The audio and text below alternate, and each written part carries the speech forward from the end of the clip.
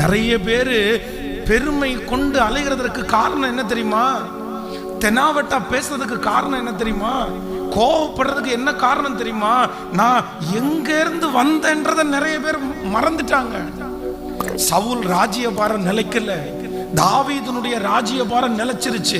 சவுனுடைய ராஜ்யபாரம் நிலைக்காம இருக்கிறதுக்கு காரணம் என்ன அப்படின்னா, எந்த இடத்திலிருந்து வந்தா அப்படின்றத சவுல் மறந்துட்டான். இன்றைக்கு இந்த சத்தத்தை கேட்கிற ஒவ்வொரு பிள்ளைகளுக்கும் ஆண்டவர் கொடுக்கிற ஒரு பெரிய எச்சரிப்பு என்ன தெரியுமா? பிரதர், பெருமேன்னு ஒண்ணு உங்களுக்கு வந்துருச்சுன்னா, சிஸ்டர், பெருமேன்னு ஒண்ணு உங்களுக்கு வந்துருச்சுன்னா நீங்க வெறுமை ஆயிருவீங்க.